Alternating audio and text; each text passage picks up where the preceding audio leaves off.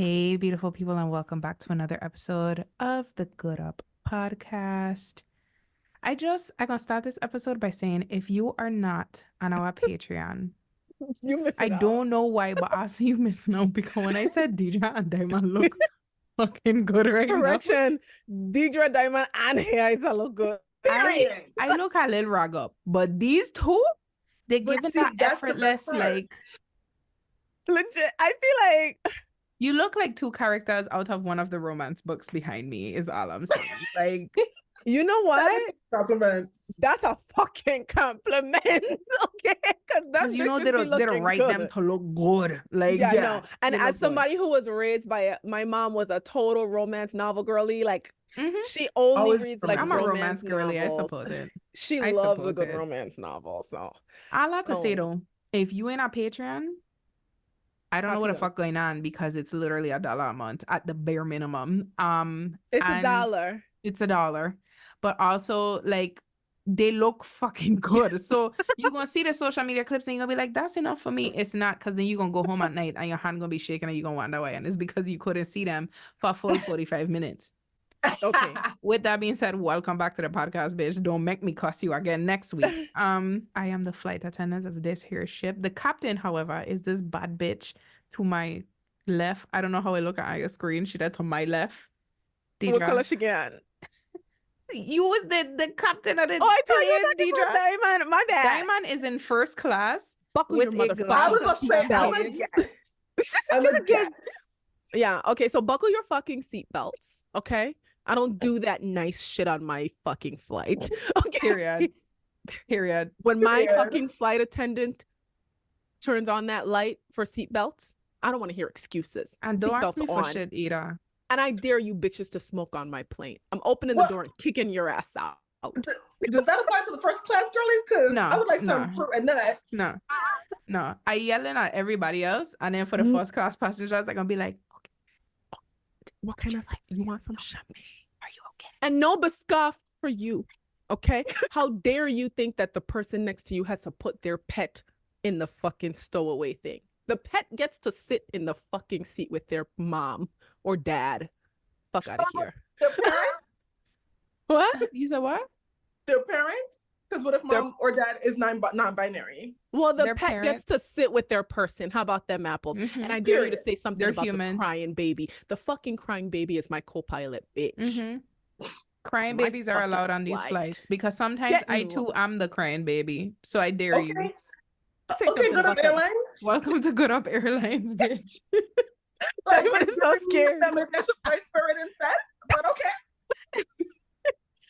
you gonna have a time. We gonna get her We're safe. gonna have a We gonna get her crisis. on time. Nobody gonna try to sell you a credit card the entirety of this flight. The TV what we are screens are still on the back of the seats on this plane. Just show up. That's all I'm Period. saying. Period. Carry on. All right, so we usually start the episodes with the hills that we are going to die on. And for those of you who don't know, basically this just means that this is a thought or belief that we have that we standing by and nothing you could do. Go and change that fuck. We live on this hill, we plan to die on it. There's Wi-Fi, there's lawn chairs, pools, Yeah. nice views, all of that. So the hill that I am dying on this week is for you. I can't date too far outside my culture ass bitches. You missing out on life. I'm gonna put that out there. You are missing out on life. For those of you who follow me on social media, you know that I took my husband, aka that man, aka My my brother. man, to St. Croix for St. Croix Festival, for the Crujan Christmas Festival, period. And he had a fucking time. Okay. He really was so cute having a time He of his had life. a time, but he didn't just have a time. Something about being able to expose somebody that I love that much to something new every day, to my culture, and watch them, because people to fall in love with Crujan culture. There's no, like, it's really hard not to Yeah. fall in love with Crujan culture, but to watch that happen to somebody is like the best feeling in the fucking world. Yeah. I always used to love bringing like my friends from college and shit home and watching it happen to them. But for that to happen to my partner and just what this Oh. man do juve. This man was in the side of the road for parade holding my Johnny cake and my drink waiting for me to reach out. Like, this man was a West man. That's Wait, how- he's a West man. That's He a was West a West man. man. He went village. He danced to Yeah. Alison Hines and Desha. Like this man You had the know, I full love Allison experience. Hines. This man went bakery. This man went where? What else we do? He do all the things. He did. He was all on the. the beach all the time. He was on Like, the beach every day. wait, I surprised he wasn't in the kitchen with Maria making Johnny cake. He was in the kitchen with Maria making Johnny cake. I Period. love Steven. he That's a West even- man. At one point, he even developed a cough and had to drink cod liver oil because of my mother. Okay, this man became a Period. cruise man. Okay, That's and fire. I say that to say, like, yes, I understand that sometimes cultural differences. Obviously, me talking about white people, but I understand the cultural differences, especially for those of us in the brown and black delegation. It can be difficult because you exposing yourself sometimes to harm. However, I think that for Virgin Islanders, a lot of times we feel like dating an American gonna be this just like whack experience. It's really not. It's really not. And you might be missing out on your man because you insisting on waiting for that West man down the road who got a girl pregnant a couple of years ago while he's talking to you. I feel like last week I had to tell you to speak for your husband, and this week again I gotta tell you speak for your husband because your husband is not toxic. He's Okay? not, but I know You- other American friends who are equally as awesome as him. Okay. Here's the thing. I'm not saying it's all of them because we were just talking Okay. about Risa Tisa. Because I know marriages that have ended Wait, behind. that's- Listen, I know people whose marriages ended behind Crucian Festival. behind like Okay? cultural differences. Girl, yes. Okay. Because some people just can't fathom the thought of they scrumptious baddie of a wife being in a fucking festival with a with them booty cheeks out. Okay? I dance on a man and this man recorded. Speak for your husband because And a lot he of dance these on he danced behind a girl and I recorded. period. And that's what But I'm here's the supposed to- thing. It sounds to me like your man was a Caribbean man in a past life. But Yeah, maybe. it's people who listen after the way my TikTok get turned up what a year or two ago behind the diaspora differences because people in the Caribbean really are secure when it comes to their partner, and not everybody before the watered down Caribbean people come for me. Generally, we're secure when it comes to our partners dancing with other people, right? You just said you and Stephen Riccardi should have gained a good little wine. I know married Caribbean people who don't look forward to seeing the husband get a little wine, okay? Yeah.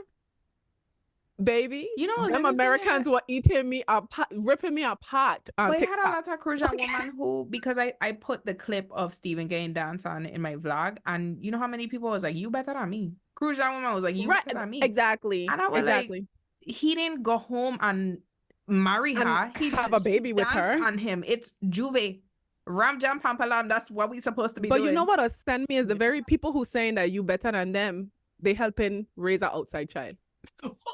So what are we talking about? What the fuck are we talking about, Keisha? Fuck out of here. I would rather my man. We need to start the episode. We can't even do this.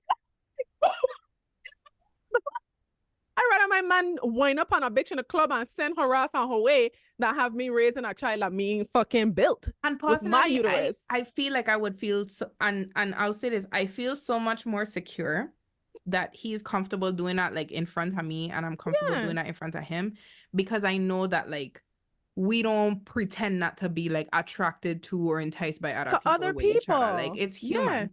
But that's the hill I die on is Period. I'll keep doing this whole I can't date outside my culture thing, and I feel like you are limiting yourself, but also Yeah. there is beauty that can be found in sharing culture with another person.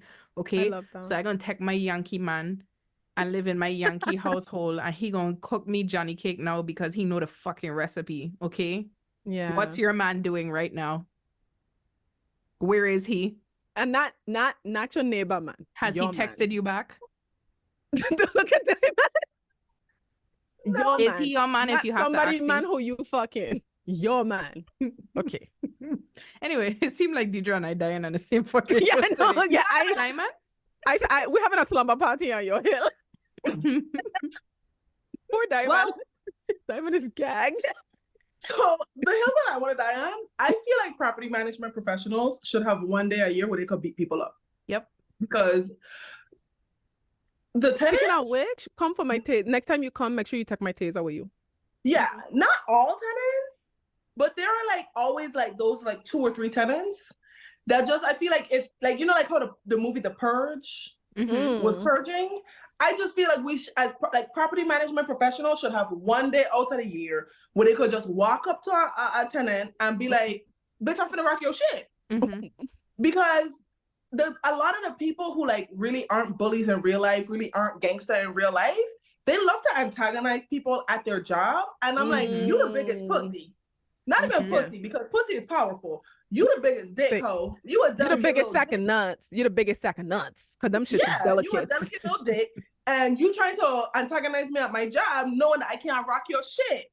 You know what I mean? I just feel like, yeah, that's the hell I want to die on. I just feel like other you know, property management professionals, triple Ps, they gonna look at me like I'm crazy for talking about this publicly. But yeah, sometimes I think tenants need to be able to get knocked. No, I would go on to add that anybody in the service industry should have that one day. They should be on different days throughout the year, and nobody should know about it but the people who work there. Yeah. So that if you walk in a fuck acting up, you get your shit rocked because that was just the day. No, yeah, so they'll push you and then try to get you to the point where like you could lose your job. And you gotta like hold it in. Yeah, you gotta show that self-restraint. You gotta show that self-restraint and be professional, but like, yeah. And to those of you who out here being rude to service workers and being snappy and shit, just know you're a bitch, because you know that a person does not want to fight you because they want to be able to pay their rent. So pick on somebody your own size. Pick on somebody your own size. Pick on somebody. Pick on somebody in the street. Yeah. Pick on somebody who you know could fuck your ass up. Go to New York and cop that attitude to a bitch on the subway. I bet you won't.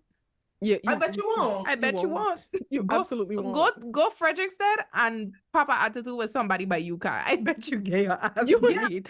Like, fuck out of here. The man. That's craziness. All right. So do we want to talk about sort of the opposite, people who have been spotted being good up? Can I go first? Yes. Okay, who I spotted being good up is right here in the room. It's Jeaiza. Oh shit, I thought it was Diamond. No, it's Jeaiza because, you know, I had like a scare where I thought I was raising a mini legion, and she really talked me off the ledge, the hill. She made me feel better about myself as a parent and just my frustration with the situation. She gave me space to vent, and really after venting, I just was able to calm down a lot. And Jeaiza helped me a lot through, and mind you, it really wasn't nothing crazy. It was a normal lie that all 9-year-olds tell at some point in their life. You just were worried. But since it was my first time truly catching my child in a lie, but baby, I was spiraling. Oh, and it but literally, like, for lying to catch an assurance, so. Yeah, well, here's the thing. I was a good ass liar as a child, but I had reason to be lying. I was terrified of my mama. So I learned how to lie quick. But so here's the thing, right? This little boy, he really was scheming and he did things to cover up his little lie. He really was plotting on me. And I catch he lying, and I literally lost sleep because he was sleeping good, snoring after lying to my face.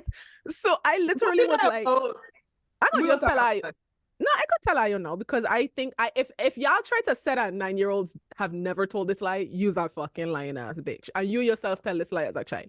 He didn't want to bathe and he pretended to bathe. So he had he literally pretended to shower. He had the water running. He wet his washcloth, wring it out, hang it back up. He really lay out his process. That man was plotting on me, okay?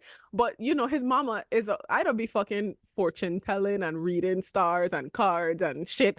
I tired of telling this man. You can't. I don't tell he even, you know, sometimes I just tell him my ancestors come to me in a dream and tell like he know. But let me just say, at the end of the day, he is a male Aries, and I feel like deep down they don't have to just throw one out every day. It'll just they don't even know they're doing it. They have to lie. Right. They are awful. You know, so for the first time he did, like, that man really plot on me. Like he lied. He tried to cover up his little tracks. Even when I confronted him, lied to my fucking face. And then I had really believed him. This is the thing. I believed him. And I even said, listen, if I find out later that you're lying, I'm going to be way more disappointed than if you confess right now. And I said, and I'm also telling you, this is your last chance to get to be honest. Because trust and believe, you already know the ancestors gonna come tell me. He's like, no man, I telling the truth. This man really gassed me up on her. Gas like the fuck out of me. This man sleep good, snoring on my chest, you know. I catch his little mother's cunt in a lighter because I went to bed and I smell his washcloth and the fuck didn't smell like soap.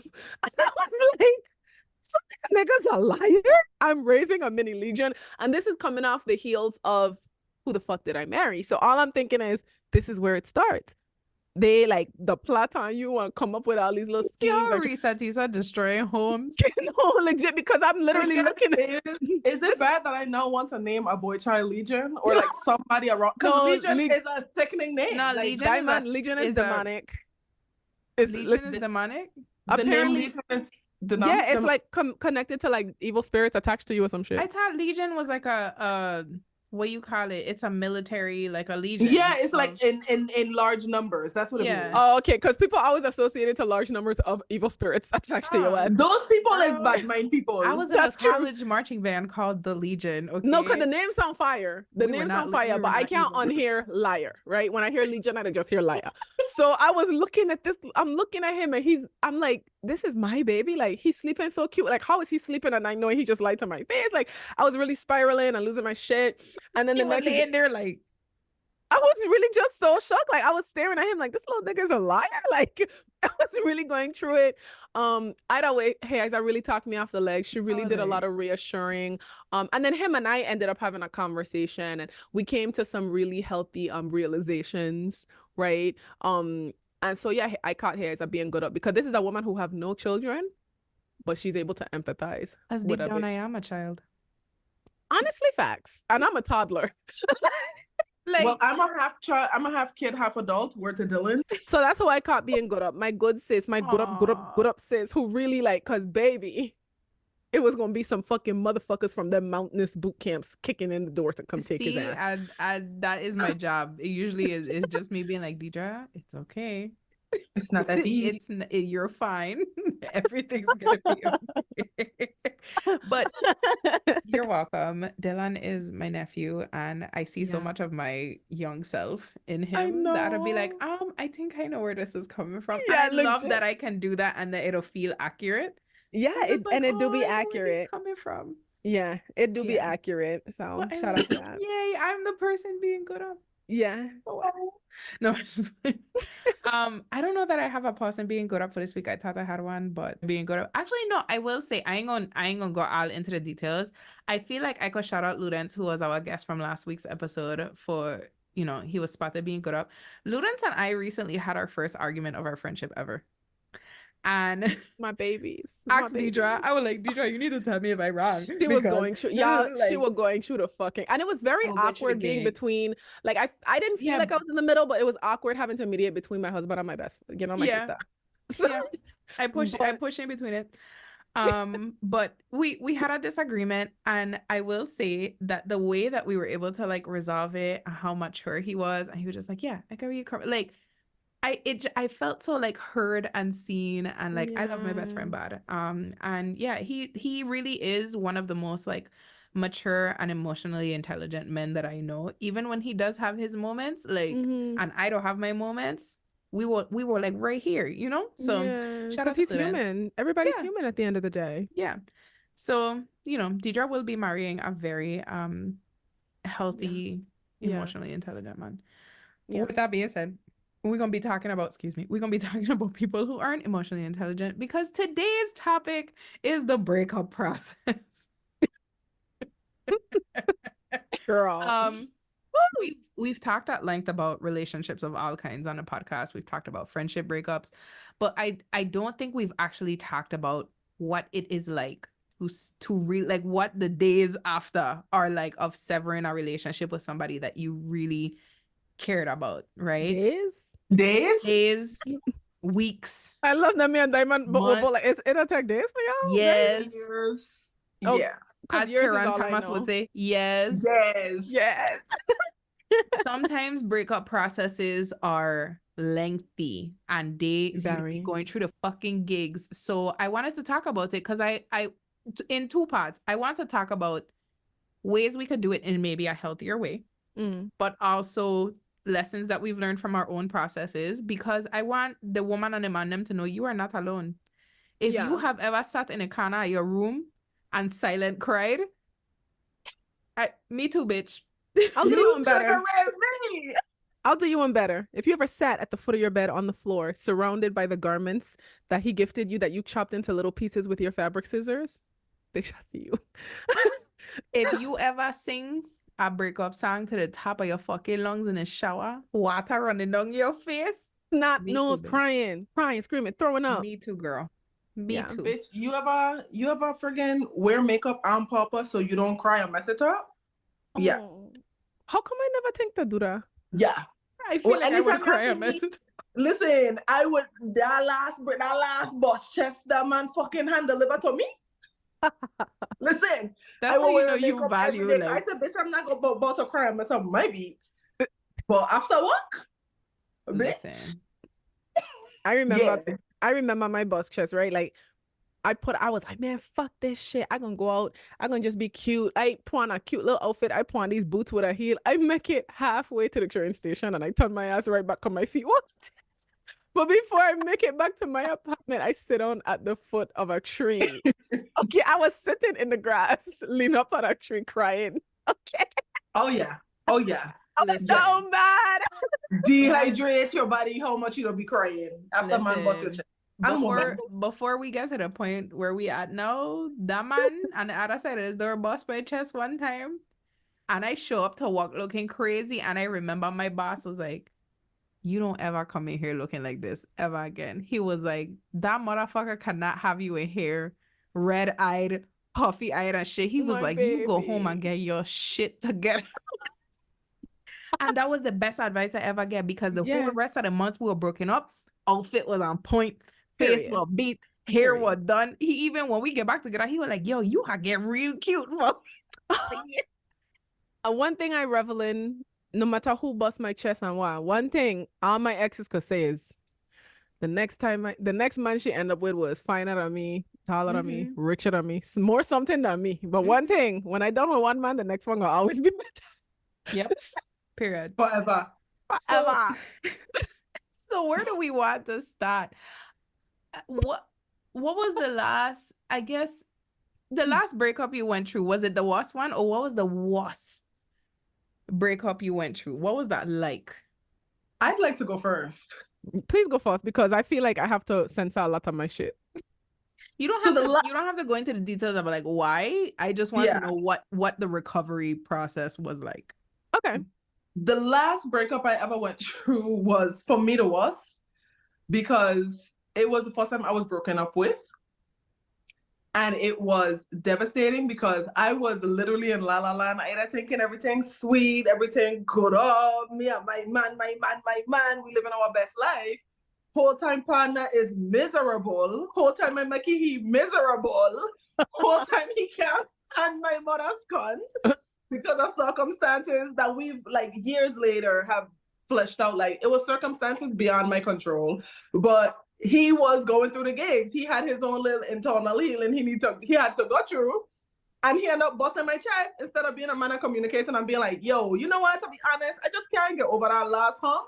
So I'm going to go. He didn't do that, you know. That man said, I'm going to just keep she calm and find me a new bitch to like smile up with and try to lily pad. But he get catch because shout out to the ancestors, shout out to the woman intuition. You know what I mean? I thought I was onto him. I thought I was onto him with one particular chick, bitch. He was in two people's face. Whole time he would be in a legion to two random bitches while me and he was in a relationship living together, all of that. So it was very traumatic because when I said to you, I took my time getting into the relationship. I really got to know him, really formed like a friendship that was like a best friendship. Like I did all the things that people say you're supposed to do to find your forever man and find the right one. And yeah, I was always like, I came in fully aware of my flaws, fully aware of the things I could have done to sabotage the relationship, was extremely intentional, all those things. Came in with the mindset of like, I'm going to be the best person I can be so I do not contribute to the demise of another relationship, right? Because prior to that, I was breaking up with everybody. It was like, oh no, I don't like you no more. This ain't done. This ain't working. Oh, you too rough? You gotta go. So with this one, it was just like, let me really get to know this person. Let me make sure this person is a good fit for me. And we were I have to say we are extremely compatible because we did form a real friendship. So we're extremely compatible, all those things. And that man, when I said to you, come with a sledgehammer, bust my chest open. Damn. Bust it open. Hard. Mm. Yeah. It's like they don't just kick in the door and just pop you in your fucking chest. You ain't expecting. You just be like, damn. Yeah. Right Yeah. there, let her some fuck. Jesus, Yeah, that should be crazy. Something. Ain't that serious? I gonna let Deidre go, and then I gonna ask the next question. Okay, the last man I claim. Why you look so traumatized? It's not even that I'm traumatized. She said it before. She regret claiming a man on this. I reject, because y'all, I swear to you, it's like I come on this podcast. I had was it Tom Hanks that was jumping on Oprah chair? Tom Cruise, whoever, one of them Caucasian men was on Oprah's chair celebrating whoever they was in love with. That was me on this show, going on and on about this man that I love. We're so compatible. The fucking most. I think a week later that man stopped playing in my face. He didn't even hear the episode. It's like the universe said, here you go. Because I don't even think he knows that I was on this show proclaiming my love for him. Okay. We had a very interesting relationship because we're both from home, but we kind of met long distance, if that makes sense. Ironically enough, he lives here in Atlanta. And I was still in Jersey at the time. But we used to follow each other on social media. There was some complications that even came with us being involved that we overcame in the beginning. I later uncovered a lot of lying, but there was a really strange, up to now he can't explain dynamic where his relationship with his daughter's mom can't quite be explained. He spent a lot of time gaslighting me. And to this day, I just think they still a couple. I think that man fully playing in that lady face. I think I don't know what their dynamic is. Maybe they really are broken up. Who knows? But according to him, I don't think your intuition wrong. According to him, that's his ex, but they don't operate like exes. They operate like a couple in an unconventional relationship. That's what I'm gonna say. If it don't feel right, there's a reason it doesn't. It don't feel right. And after like a year and a half, almost 2 years of being involved with each other, when I started being like, okay, let's start talking about how we're gonna start the process of taking things more seriously. At this point, he had just met Dylan. I'm like, I was already planning my move to Atlanta anyway. And not for him, but he was like a nice little addition to the move, if that makes sense. But I was like, okay, like, let's start talking about what us introducing the kids to each other looks like things like that. And he started stuttering and not, knowing. And I'm like, it don't have to be now. Calm down. Like, I'm not trying to do it tomorrow. I just want to know what that process is going to look like. You have more kids than I do. You have older kids than I. And you got more mamas, so there's a lot of moving parts. But he suddenly started like being like, whoa, this is a lot. And I'm like, well, then let's just break up. He just kept stuttering and moving around it and not wanting to talk about it and trying to imply that I was moving too fast. I'm like, you acting like we meet last week. We've been going full speed this whole time. We've been up in each other's face. You've been flying me out. Okay, we've been love bombing each other because we definitely love my coochie. How you been in my coochie? We mean we moving fast. Okay. You didn't you know Payuda? This is my house. Mind you, he had already flown back home at this point. This was after he left. But regardless, I just was like, okay, let's start talking about what that's gonna look like. I wasn't even saying when am I meeting your kids. I wasn't asking when I was meeting the kids. I was saying, what is that gonna look like? That process of us getting to that next step. And so he just kept skirting around it and picking these arguments and he just didn't know. He's like, I don't know. I just feel like it's moving so fast. And I said, well, then I think we need to break up. And this is in the middle of the conversation. And he's like, what? And I was like, we need to break up. Period. And he was like, if I had no sign language at ASL, la fuck. Like, you want and me the real reason why I said that is because I think the thing that really sent me is that man tried to downplay how long we was involved. Because he's like, we only been talking for like 6 months. At this point, we were a little bit over a year. Okay? This man said we only been talking for like 6 months. To this day, me and my best friend a joke and randomly like, he from like, West? He's a West man. I know I But- come on this podcast before and I said what I said about Westmen and I meant that, but I didn't tell Ayo to marry them. No, Yeah. so here's the thing, right? So the funny thing is, to this day, me and my best friend will randomly troll each other, and like if we're talking about a dude, she'd be like, "Bitch, you know you were only talking," and specifically him, she'd be like, "Deidre, calm down, because you know y'all were only talking for like 6 days," and then we'd literally reduce it to the least amount of time. So she'd be like, "You know you were only talking to he for like 6 months." I'm like, "Calm down, 6 weeks." She's like, "Bitch, 6 days," and we'd have gone on to like 6 seconds, regardless. So when he hit me with that, like, "Oh, we only been talking for like 6 months," I'm like. Excuse, so we had our little argument, but I think he thought I was like just saying that, like bluffing. And one thing about it, baby, if I decide we done. I don't believe in time spent. I don't give a fuck. Me and you could be together for 30 years, right? That 30 years don't hold no fucking weight to me. Not when I get another 70 years to live. No, I'm not ever making decisions based on past. Nah, fuck the dumb shit. So in any case, we had that whole breakup thing. The breakup process was relatively long, mostly because he would not stop gaslighting me. Like that man, because even when I would bring up his baby mama number 3, who he clearly still dealt with. I hope he watching this. He would be like, "Oh, I don't understand why you want me to have a negative relationship with the mother of my child." I said, "I never said I want you to have a negative relationship with her. I trying to understand if y'all let together or not." Yeah, Because I just don't- want you to y'all have don't act one like a broken- relationship, which You is the don't- one. I'm like, I'm like, you don't. I said, you don't act like somebody who is not broken up from this woman. Like, you act like you guys are still in a relationship. Let me give y'all an example. I mean, technically, you and Diamond are in the same place. You could jump him. Let's do it. There was a situation, and I don't know how much of this is true. He could have been embellishing, but I remember one time, this was when we were together before the whole breakup happened. I remember him venting to me one time because I think his family was trying to plan some sort of a family dinner. According to him, because he could also just be lying. It's giving Legion. Every time I look at somebody who was born male, I just assume that they're liars. So because man is dog. So he told me this whole story about how there was supposed to be some family dinner that was going on. And somebody wanted it to just be like immediate family, essentially him, siblings, his mom, the kids. Allegedly, according to him, they didn't want the ex to be there. They wanted the child that they shared to be there, but not the mama, according to him. And he could not understand why they were so pressed about not having the mom there, because y'all are supposedly broken up, right?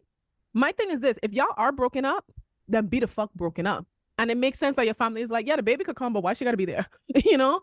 If y'all are not broken up, if y'all telling people y'all broken up, but y'all clearly ain't broken up, baby, just be together and leave the fucking rest of the world out of that shit. But it was this whole blow up because apparently, relatives didn't really want her there. They only wanted immediate family. He feels like she is immediate family because she's the mother of the child. They're like, but y'all not together. He's like, but if in his mind, if the mom can't come, the daughter can't come. And they're like, just pick up your daughter and bring her. You don't have to bring the mama. But it's giving my partner is being disrespected by my family. Thank you. So little things like that. Let me tell you a real good little lie I catch his dumbass. And this was a thing to vent to you. Yeah, and I was just like, and I even was asking like, okay, like I think it's really cool that you and your ex, have such a healthy relationship, but the long story short, the family did never happen because he wanted her there and they didn't. They never had the family dinner. I'm gonna leave it at that. I've started to just treat relationships the way men treat relationships. If I'm not at the center of it, it's not happening. And that's why me and Luden's gonna walk out. Because Luden's understand what can I just say, listen, I love this marriage goal you have, but Deidre, don't put me in a position to where a man chest get busted up because I don't know who to choose. No, why would I bust Luden's chest? He's amazing. Ludens is the man of my dreams. No, but in all seriousness, right? Gem. That's the man of my okay. So in all seriousness, the reason why I say that, right? Because that sounds very shallow, like, oh, if I'm not at the center of it.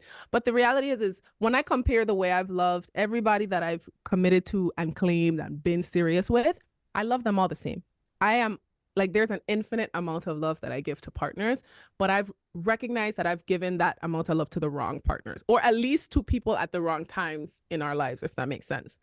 So with that being said, I'm like, you have to prove to me that you deserve to be loved by me like that.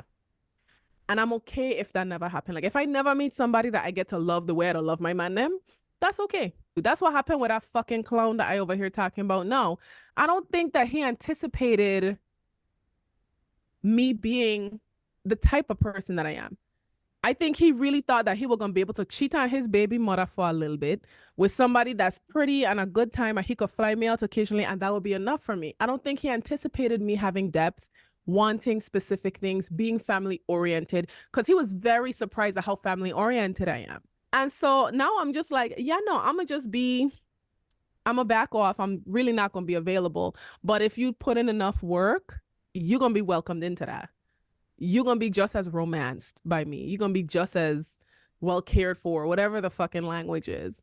But you have to walk hard to fucking abstain that shit at this point. Because before, I think I was just too quick to love on people, and it was people who didn't fucking deserve it. Like people who'd clearly cheat on their baby mothers and pretend like that's their ex. I just I feel like if there's any lesson that the breakups I've been through has taught me, it's that like I don't think there is a need to like change how you approach love because another person was incapable of showing up for you. Like I obviously, yes, like setting your boundaries and all of that shit, but I think a lot of times when women, and I can only speak from a woman's perspective, like a lot of times when we go through breakups, would be like, oh, I need to stop doing XYZ because this person playing my face. But like that person was a fucking clown. Clowns playing people's faces. Like exactly that's what they do. But I mean, to bring us back to the bus chest question. Yeah, girl, because I want to know. I have been through many a bus chest in my life. But the one that always come to mind, the worst one, is because it's like partly it was the most painful, but also the funniest one to me. Like this is about Mr. Big because obviously Mr. Big is like the captain of the bus chest in my life. That man, when I say he played my face, he hopscotch, double dutch, oh god, soccer, football, all the things. Okay. He was a fucking triathlete in my face. So one of Olympian, Olympian, okay. one of the breakups that we had, basically we had been talking, like me and this person again were never in like official public relationship. We had been talking over summer. We saw each other. He was very transparent about like, hey, I'm talking to other people, so was I. And one of the people he was talking to, he was like, hey, I actually really like this person and I think it's going to go somewhere. And at the time we were messing around. So he was like, I think we should. I was like, cool, whatever. So we stopped messing around. He started dating this person, but we stayed in contact. We continued to talk to each other, was like keeping in touch or whatever. And he continued basically to make it seem like he wanted to be involved on that level. Like he was continuing to flirt. He was continuing to do all these things. Again, this is 10 plus years ago. I was a much dumber person back then in terms of man. Okay. And I know I just said clown on clown, but I also was like feeling this person to the point where like I did not want to let go of this relationship and the situationship, whatever.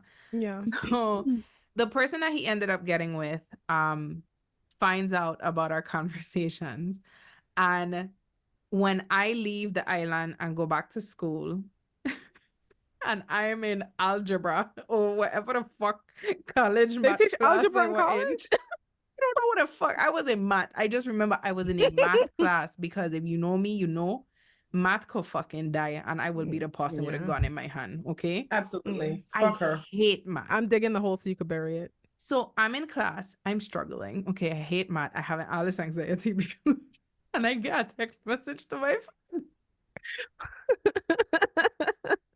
You're trying to fucking solve this problem. X minus C squared. And I think I had just failed a test too. Like I was having the worst fucking day. And I'll never forget, I was sitting, I remember the exact, I was sitting in the class, I was looking at the professor and my phone were right here and it would light up. And the text message, this is why my text messages don't come up on my screen no more. From that day, I turned off the home feature? Screen. Yeah. Yep. The text message pop up and it said, for the sake of my relationship, I don't think you and I should talk anymore. Or I don't think you and I should be in contact anymore. It was a very professional, like 2-week notice resignation letter type of text message. Not the pink slip. He was like, yeah, I resigning. It was great working with you. Like it was one of the very proper. And I read it and I remember thinking like, I hate you these joking? fucking niggas.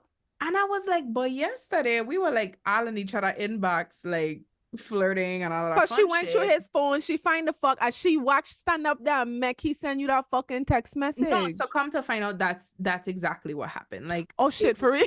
Yeah, the message didn't come from him per se. The message came from this person that he was dating, right? And looking back, I don't blame her in the sense of like, you ain't about to play in my face, but I'm also like, if I catch my man texting somebody, my route Go be with that bitch. Yeah, my route isn't go text her and make sure I know that you We're break up with breaking her. up, Like, no, we're breaking up, but whatever. I Yeah. can't talk because I was the other person in this case. Like, I knew better, but I get a text. No, this is what happened. I get a text, and then a professor hand me back my test result, and I failed. I'm so glad that you ain't do nothing harmful to yourself, because that's that double whammy. I had band practice right after, and if you know that being in college and being a freshman in band is not a fucking walk in the park. Like, yeah, Drumline might be a jokey movie, but how did they treat them fresh? Like, it's accurate. it's legit. Yeah. So I get my ass beat in math. I get my ass beat by this man basically, and I go to band practice and just like, shut Take a the fuck haste. up and go sit down. Go play the clarinet. bitch, pour your white shirt and don't say nothing. So like, Right. I couldn't even process the fact that this person essentially just like quote unquote break up with me. I have to go to band practice. So by the time I get home, I remember being exhausted. I remember I was trying to unlock my door for my room and I couldn't unlock it because like I had my clarinet and like my books in my hand. All of that shit fall. And I was just like, Oh, and looking back, I could laugh. But when I tell you, like, the song from Set It Off, like that real sad song that I'm playing, and like that, it was the worst fucking day ever, right? And years later, we ended up, we got back in contact years later, and he like, because I didn't have the context for all of this. I didn't know that like the girl had found out on all of this. He told me like years later after they had break up. And we were talking about that. I was like, dog, you break up with me when I was in math class. Like, I was like, you bust my chest. You When could I at was least in wait till I was class. in English. I was like, you couldn't text me later? Like, Like he knew you were specifically in math. so I could laugh about it now, but when I tell you the months that followed that, like, I remember being so fucking sad because on top of just like the impact of the breakup itself, being broken up with and some like I gonna cut you off type shit, because he That's sent a text different. message and then he cut me off, like sheesh. no contact, nothing. And I feel like those breakups will be some of the worst ones because there's no like, you don't really get to process it. Mm-hmm. Like, Mm-hmm. you just pop my chest and we done. Right. Yeah, like, that's yeah. I was never insane. experienced nothing like that, but being broken up with is the ghetto. It is. It's very traumatic. I definitely it's traumatic when you don't see it coming. Like it's I don't know how to describe the feelings I had, the experience I had. And then it was like it really took a long time to recover. Like meaning like I had to learn so much about myself. I had to learn so much about just everything. Cause it was just like, so wait, that's it? It's We done. grief. Yeah, it was It's literally It's and I grief. went through the 7 stages of grief, not in any particular order. It was like sometimes I went through all the stages in one day, sometimes I went through one stage. Like it was a journey for, and when I said to you years, it took me years to recover from that last breakup. And then once I recovered from the breakup itself, I had to recover from feeling like I was not good enough for anybody. Like I went through a period of being like, maybe you should just be single forever because you have this going on with you, and maybe nobody don't ever want to deal with us. So like, Get the fuck, like, be cool being by that's yourself. bullshit. I No, mean, it's really hard when somebody ends a relationship with you to not get into that cycle of I wasn't enough for this person, or this person broke up with me because like this thing is wrong with me. with me. And you just start to like hyper fixate on it. Even if you had to break up with a person, you'd like, damn, this person couldn't get his shit together for me. Like, Yeah. it's hard. Yeah. That shit rough. Yeah. So No. my question for Ayo is, what is the worst part do you think about the breakup process? And what would you say is the best part about it? Because it's not always all bad. Okay, I'm gonna just knock it out. The worst part is that like weird phase of being really hurt, missing the person, wanting to reach out to them or reaching out to them, right? Because just because I break up with a man during that conversation don't mean we didn't have a very entangly limbo phase, as I'd call it. You know, that period when you're broken up but you're still involved in some fashion, whether it's calling each other or whatever. You know, he would be trying to get my forgiveness. He'll be calling me, like, nigga, fuck you, don't fucking call me. And it was just like the back and forth. He would randomly send me money just to get my attention, like shit like that. Like, it was very like dumb. But there was one period, this was several months after the breakup, where I found myself like kind of like missing him, and he had been applying all this pressure to get back with me. And I finally started to say, like, you know what, maybe we could try to work it out again. Like, maybe I could give you a chance, right? 'Cause I really thought this was my man. Baby, this was when the real bust chest come. Remember in the beginning of the episode when I talked about sitting at the bottom of a tree, crying my eyes out, and the ground was cold because this was like October. Well, I broke up with him in the spring. By October, I was like, you know what? Maybe me and my man could think about getting back together. Maybe we could fix it, right? Because, and mind you, this is something that I don't do. So I was even proud of myself for that. The fact that I was willing to consider working it out. So I sent him a little message, say, hey, I'm thinking maybe we could see about working it out. And he's like, oh my God, for real? He's like, I just have some loose ends I need to tie up if that's what we're gonna do. You're a whore. Oh, baby, listen. I said, what's the loose ends? He said, mind you, I told y'all I broke up with this nigga in the spring. Right? And what By I said fall. that I look over and Dash will looking at me and me and Dash back eye contact like I love that. loose ends. Okay, You I broke so up with stupid, nigga. I broke up with him in the spring. In the fall, I said, hey, I want us to think about getting back together. He says, I would love that, blase, blase. I have some loose ends I need to tie up. I said, what are the loose ends? I said, don't be vague, be very direct with me. What are the loose ends? Well, I have some people I started talking to between when we first broke up and now. Okay, people, plural. Sorry. So Oh, he's like, I got some people I started talking to between when we broke up and now. Only one season went by, summer. Between when we What the fuck is he, a senator? Okay, so he's like, I got some people I started talking to between when we broke up and now, so I just need to pretty much hit them up and tell them that my lady came back to me. That's the vibe. That's what he pretty much kicked to me. Like, I need to call these broads and let them know. I said, Papa, how much woman it be? Who wants to fucking guess how many women he had to tie up loose ends with before we could start getting back together? 3, 4. 4 women. So I okay, and this He's is a my whore. let me He tell you ran the fuck through. Ran He's the a fuck through. whore.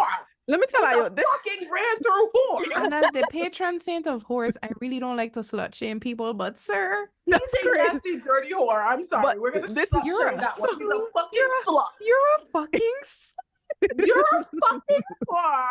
You're a fucking Let me- whore. Okay, so this is a fun fact about me. When I'm in like heated arguments, especially with romantic partners, I like to utilize my tools. So me and this Monday on the phone, you know, and I had on my AirPods, obviously. You know, the first thing I do is pull out the calendar. And I'm literally looking at the calendar on my phone.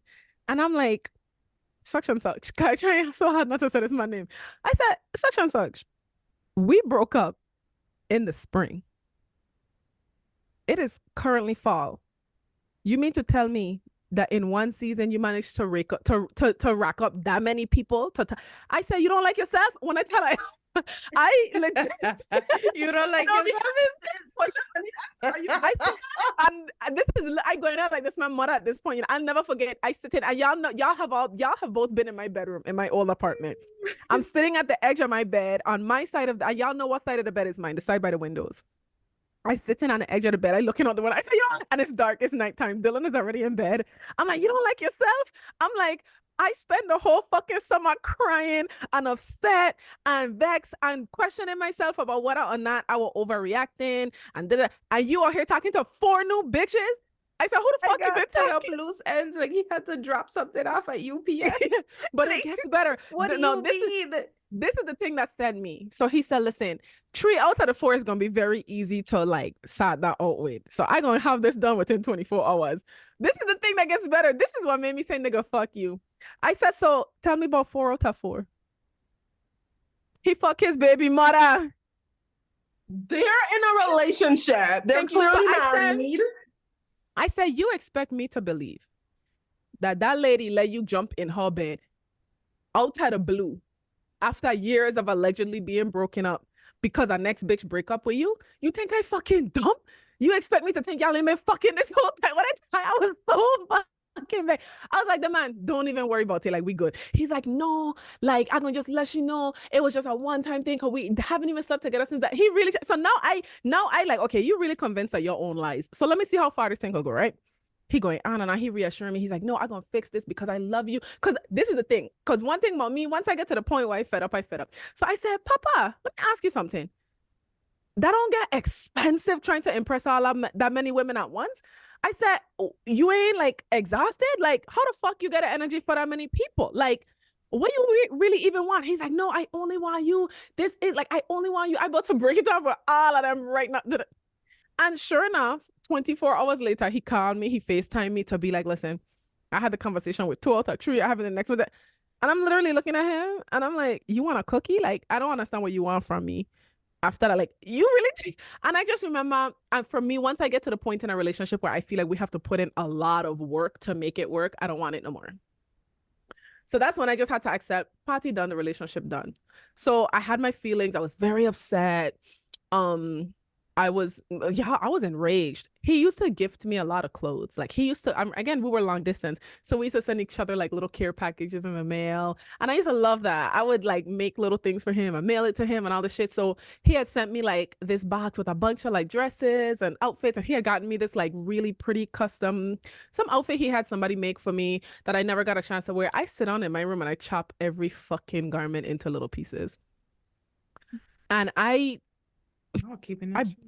No, because the thing was, the stuff wasn't even my style. It was stuff that he liked, that he would have liked to see me in. So I only ever planned to wear them with him. Like if we're going out, I would wear it with him. But the stuff wasn't really my style anyway.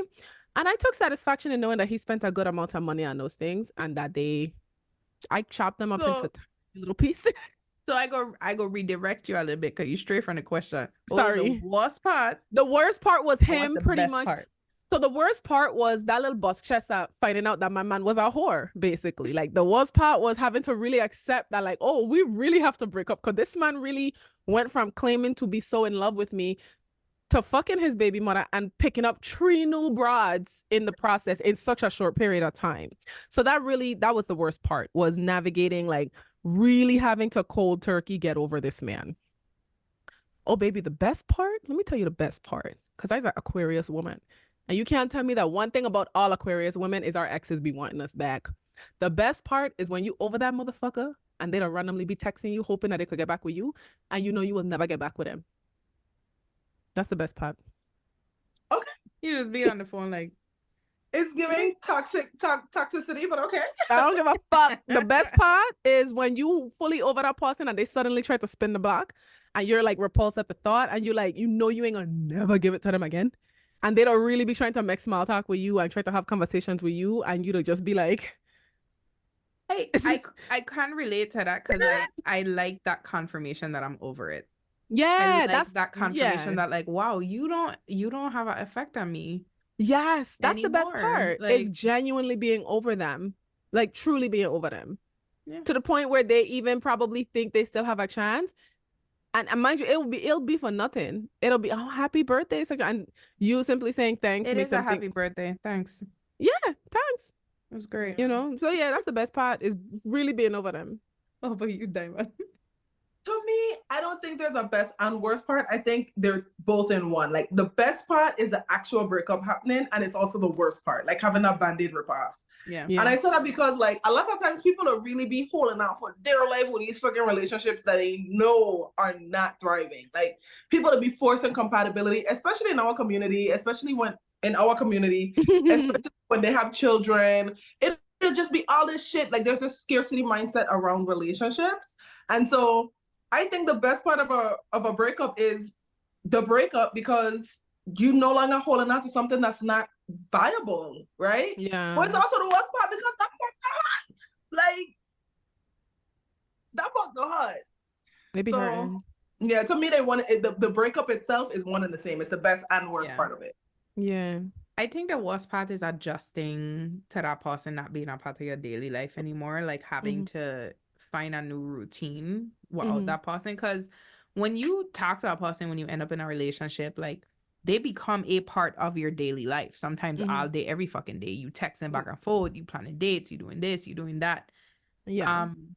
So the worst part is really adjusting to that like silence, that loneliness, that isolation, and trying to resist the urge to like get back your comfort by like going back to find the person, right? Yeah.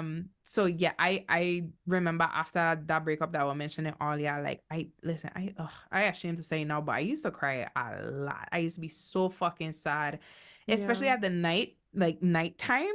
During the day, I was fine. I was ramping with my friends. I was going to school. Yeah. I was focused on everything else. At night, when I used to lay down in my bed and I didn't have nobody to text, and I wanted to tell this person about my day and all that shit. I wanted to laugh about the movies we used to watch to get out, the music we'd listen to like, you develop interest with this person. You like, so adjusting to that, shitty, can't stand it. Like, I don't talk a lot about like the idea of divorce and how like I don't try to openly talk about divorce to not make it this big taboo thing.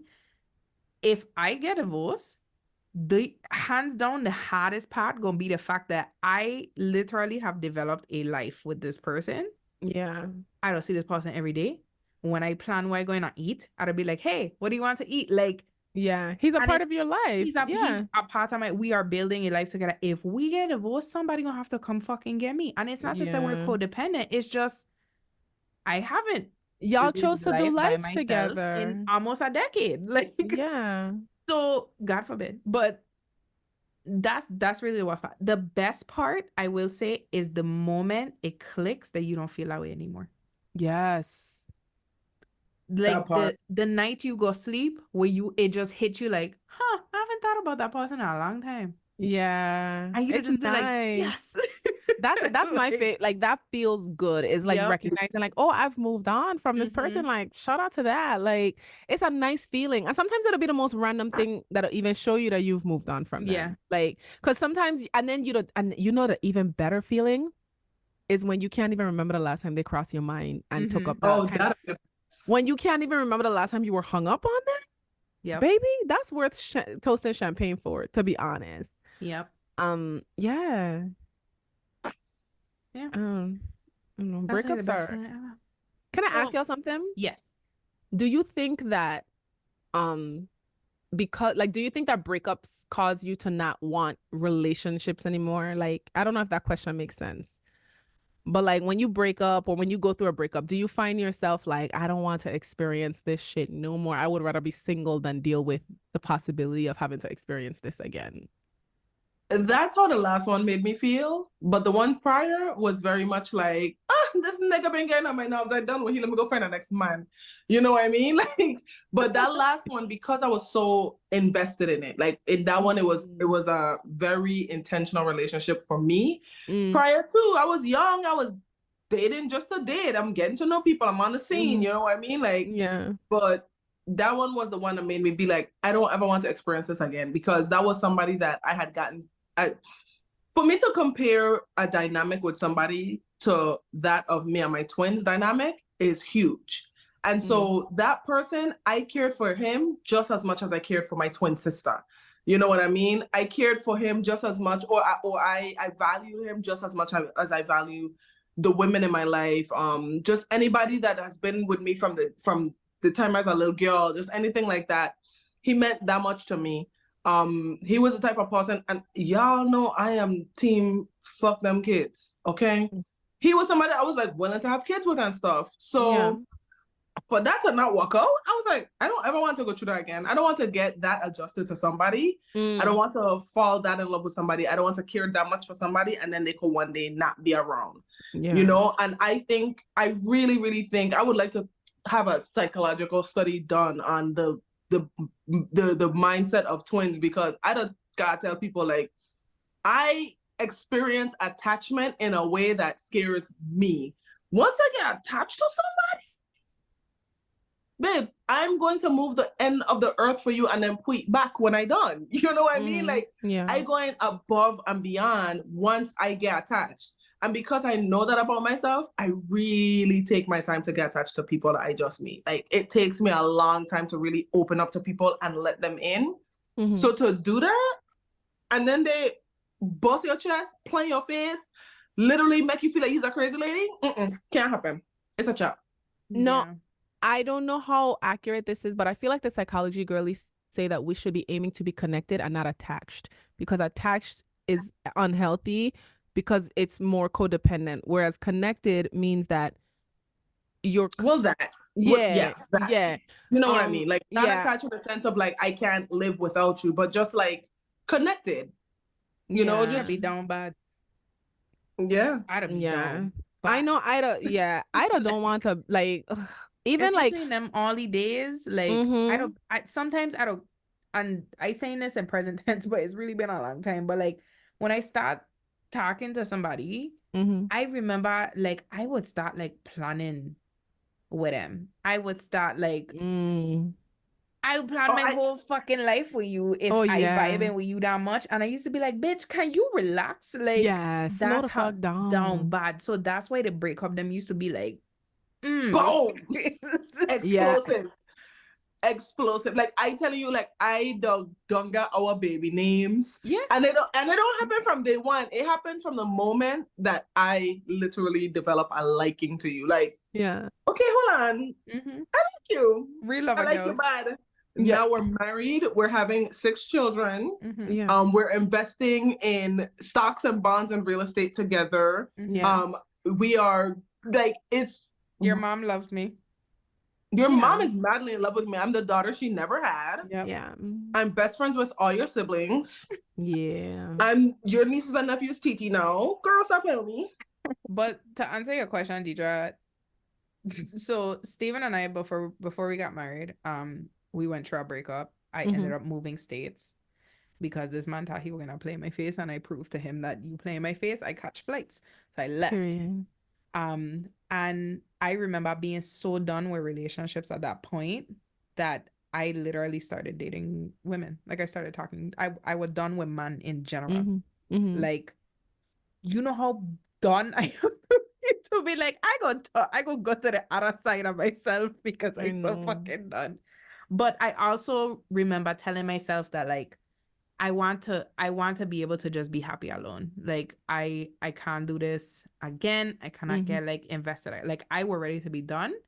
And obviously it took like, how long were we apart? Like a year for me to be, I had that similar moment of like, you know what? Okay, I miss my man and I want to try to work it out. And like, we end up getting back together, however. But I remember telling myself that was it. Like, I was fully, truly, and ready to just be done and try something else.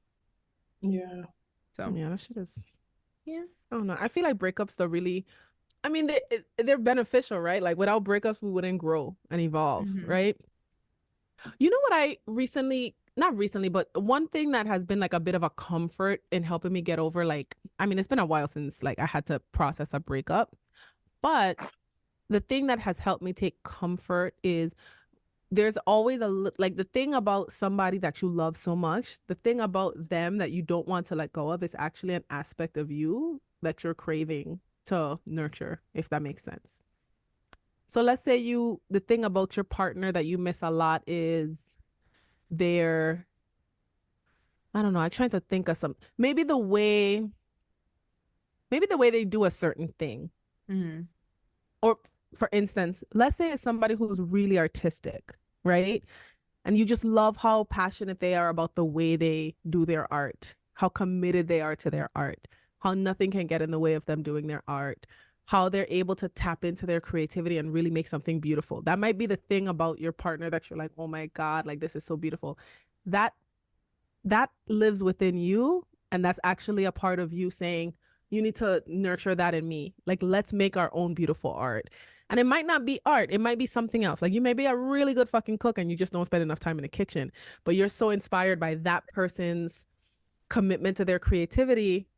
So if you miss that, if you're like, damn, like I wish I could witness Ricardo paint a painting right now, take your ass in the kitchen. You might put together the most bomb meal you ever made, because that creativity in Ricardo that you admire, you actually admire that within yourself. You just aren't pouring into it. So maybe it's like woo-woo as fuck and don't make no sense, but that was a comfort for me to help me It get does over make like sense. breakups and stuff. And it might also be things that, like, again, going back to your inner child, like it might be things that you feel like that person was giving you something that you felt was always missing, but it's probably just something your parents didn't give you, that you were A lot searching of for, time. and you detected in that person and you held on to it and you felt like it was them, but it was really what they were giving you. Like, Yeah. for me, it was this person really had a way of making me feel seen when we would talk. Mm-hmm. And no matter what I brought up, I could be like, oh, yeah, I read in this book. He'd be like, really? What book is it? Tell me about it. Like, and he would want me to talk out, like, really engage. And I grew up in a family who's like, hey, I just stop talking. Like, so to get the opposite of that, I was like, oh my God, this person really loves me. But no, that person just, I mean, he expressed interest in what we're talking about. That didn't mean he loved me more than whoever. It's just you were getting something out of that. So the loss of that feel really, really big.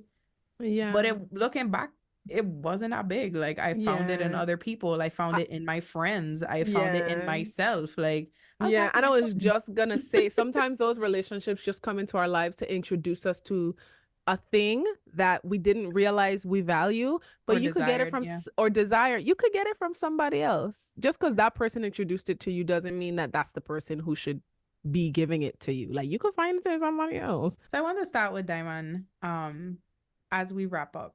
If you could give any advice to somebody who's going through a breakup right now, what's one thing you wish somebody would have told you or that you would have done differently as you were going through the process? When I was going through my breakup, I wish somebody had told me that, like, what I was feeling was normal. I really wish that, because for a long time, especially because of the stuff I'd be having going on, you know, I wish I had somebody who could tell me that it's okay to, like, because I ain't gonna lie, there were times I hated him, there were times I hated myself. It was just like, there was a lot of hate in my heart, and that was very foreign for me because I'm a very loving person. I don't like any type of negative energy. I don't like to put it out, and I don't like to receive it. So at that time, I wish somebody had told me, like, yeah, it's okay to not feel like yourself while you're experiencing this heartache, you know, this betrayal, this whatever. Because for, like, when I say to you, it was anguish, and I had to, if I had somebody to tell me that, I think I would have recovered a lot sooner. But because I was really isolating how I felt, like, even when people thought I was okay after the breakup, when I said going through it, I had gotten to a point where I stopped talking about it entirely and acted like the person didn't exist, because I just could not cope with the fact that me and this person were done. And even like when I did, like, you know, when I did have people try to console me and stuff, it just never was helpful. So I really felt alone. As much as people were trying to be supportive, you know, people having their opinions and stuff, I just always felt alone. And I was just like, you know what? Maybe what I'm feeling is not normal. Maybe I'm not normal, you know? So, yeah. What about you, Deidre? What advice would you give to somebody going through a breakup right now? To feel your feelings. Don't be embarrassed about crying, right? Like you're mourning a loss. So cry or be mad or talk shit about them. Like make sure you and if nothing else, make sure you get consent from the people that you want to vent to about the situation. Because after a while, your friends will get tired of hearing about it. You might have one friend who doesn't mind because like me and my best friend, man, me and she used to sit on and talk for hours and just drag that man and drag her man. And, so if you have a friend that you could talk to who will never get tired of listening to your vent, just vent to them. Feel your feelings, nurture yourself. Don't be mad at yourself. Also, be reflective, right? Look back, process the entire breakup, not even just the breakup, but the relationship. Really look at it from an objective point of view and look at where, because at the end of the day, nobody's perfect. Look at where you contributed to that relationship not being ideal for you. In my case, there was a lot of things that I saw that I was like, oh, in hindsight, he wasn't a good partner for me, but I was too distracted and enamored by those possibilities. Don't create possibilities. Give somebody a chance to prove to you who they really are before you start imagining a future with them. But for one, feel your feelings. Don't be embarrassed about your feelings because emotions are a spectrum. You're not always going to be happy and you're not always going to be sad. So when you're sad and angry and hurt, be those things, but also give yourself space to reflect and think about where you could have gotten better or done better for yourself, not for that person, but for yourself. Because also sometimes breakups happen because you the one that ain't shit, right? Like it's not always going to be that you're sad about a breakup because this person just wasn't a good fit. Nah, you probably got broken up with because your ass ain't shit. So sit with yourself and be like, yo, like, am I going to stop being an ain't shit ass partner? Or am I going to stay single? Or, you know what I mean? Think about what's best for you so that you're not going through breakups, if that makes sense. Yeah. Does that make sense? Yeah. My advice is very specific.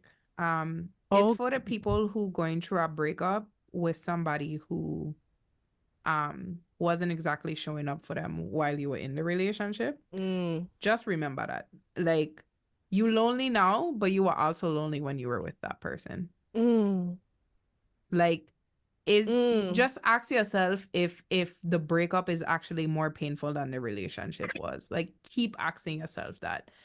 Because if I could go back to 2013 Jeaiza, who were crying at night and missing his passing, I was constantly missing that passing. Sometimes I used to text them and they wouldn't text me back for really long periods of time. And I was constantly like searching for that connection. So I think I had it in my head of like, oh, this is this huge loss, but I was already dealing with loss. I was already missing them. So yeah, just try to be realistic about what it is that you've actually lost in that breakup. Facts. And just be realistic in general. So even if it's not that situation, you're on the other end of it, like breakups happen for a reason. And a lot of times we grieve for longer than we need to because we're trying to tell ourselves that like, if I had only do this, or like we try to make it seem like it was easily this like fixable thing. And if it was, we probably wouldn't break up. Facts. Like, this shit had to happen, man. There's nothing better than knowing yourself. Yeah. And honestly, nobody could take care of you better than you. Nobody could love you better than you. You know what I mean? Like, nobody could appreciate you better than you. Like, when I deep clean my apartment and I leave and then walk in the door, and don't forget that I deep clean this thing. Oh, that's the most satisfying thing ever. And think about this. If your breakup is because there were things that you wanted from your partner that they just wouldn't do for you, right? Do that for yourself. Do it for yourself. Baby. Like, to be honest, for me, what really helped me heal from that breakup, I don't even think we really talked about how people could heal from breakups. What worked for me was like setting a standard for myself, because now I know exactly what it is I'm looking for in a relationship. I learned it from past relationships, but I also learned it from finding out what truly makes me happy, right? Yeah. And then being like, okay, if I could do this for myself, the person that's trying to share half or most of my time needs to be able to match that or exceed it. Facts. You know what I mean? And that's Yeah, be by yourself.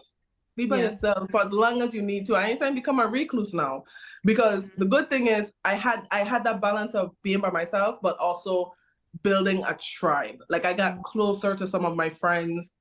I really have a tribe. I got my little baby mama group chat. I got my baby mamas. Yeah, I gotta respond to the group chat. Yeah, you need to, because I'm gonna cut off the child support. I'm gonna do it. You don't listen. I'm gonna cut off the child support. Listen, it's tax season, so yeah. She said, "Baby, I don't need your little." That's why I file the taxes for the child. That's okay. You gonna get audited. But yeah, be by yourself. Love yourself for real. That ain't just no cliche meme. That's like really love yourself for real. Love yourself for real. Yeah, ain't no better feeling. Love it. And if you're going through a breakup, listen, don't be scared to put on the worst of the worst breakup songs and custom mother scunt out in your car. There is nothing like it. Okay, dead ass. And also, rage. I'm so glad you said that here, because that's what I was gonna piggyback on. Is don't run away from rage, right? And find ways to express that. Because I ain't gonna lie, me chopping up them clothes was the first time I was ever destructive. Like I used to watch my mom be destructive a lot, and it used to really like make me be like, oh, never me.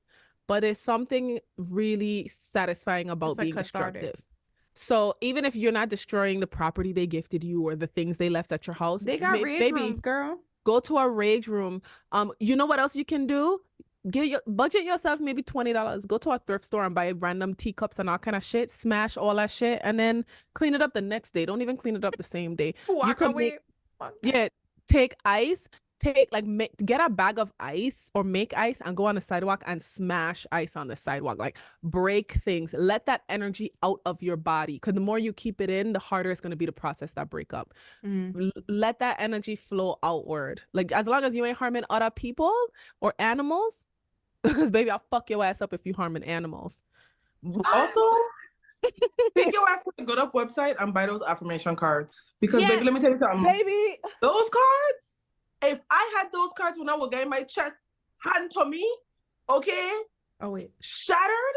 I was looking for mine. It's too far. Mine are right over there. Them affirmation cards. Y'all did y'all big one with that. Thank you. Y'all did y'all big one with that. Like I'd be living my tarot reader dream, right? Shuffling the cards, like, let me see what's the energy of the card. Then I live my tarot reader dream, because you know my sister is a tarot reader. And then I'd pull one out, and it'll always hit. It'll like I don't even know, like. I'm obsessed. Yeah. So, should I read one? Please. Of course. The affirmation card for this episode is: being and feeling good up is my birthright. Imagine coming out the womb number 1. But you did come out the womb number 1, and that's what we're trying to fucking tell you. Period.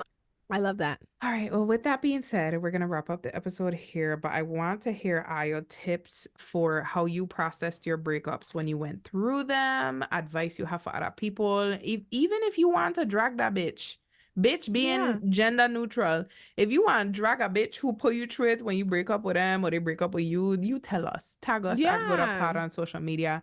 If you want to be in a VIP section, aka Judith's Fancy, you can find out over at patreon.com/Good Up Podcast. Lowest tier is $1. You get access to all of the same content as everybody else, because we are an equitable resource. Shout out to all of our sponsors. Thank you for keeping the lights on, including our patrons. And yeah, with that being said, we're gonna see you right back here next week. Deidre, tell the people bye. The Good Up Podcast is sponsored by the Virgin Islands Lottery. This podcast is Virgin Islands hosted and produced by Deidre Ritter and Jeaiza Quinones Ivory.